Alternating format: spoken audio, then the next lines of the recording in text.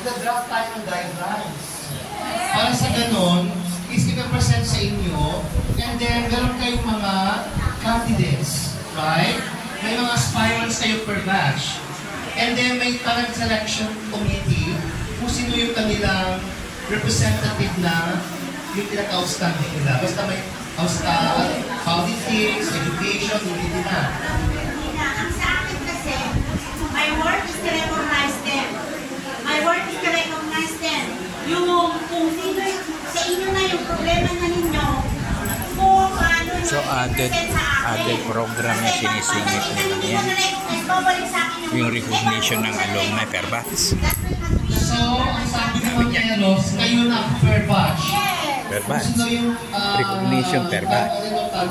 Kung sino yung bibigyan nyo ng parangal, na outstanding alumni. Yung talaga naman deserving, ano? Nawala. Balik ka. Video. Camera. Oh, video ulit. Yes. Look at that. Isa-isa. O sino ito? Si Inday. Si Inday. Oh, actually, dun sa recognition kasi it's a part of the activity of the school. Ito pa isang Inday. Preparing for the certificates. You just give the names. And then, Thomas Prada and company will want to prepare for the certificates of recognition. You just give the name and the batch. Anong batch yun? At saka dapat naman present. Bakit nagkadala ko sa pinggan? Gumawa kayo ng sulat. This is to, Nagkadala ko sa pinggan. Recommend. Yan. Para nagpapirma kayo. Para walang question doon. Okay na yan. Pag-usapan yung mas okay lang po yun. critical. Na kayo mag-recommend kayo para at least meron kayo tawag dito, participation. Okay. Hindi yan ang concert.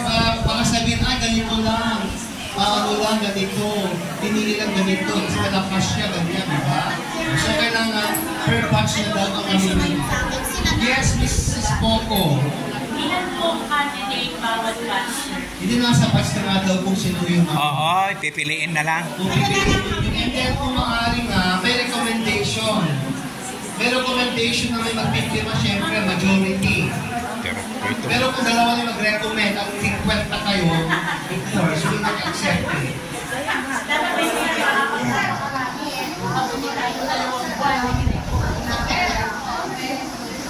Hindi, at saka, syempre program yun ng school, no? Dapat present yung i-recommenda nyo, baka mamaya nandun sila. I will erase the name.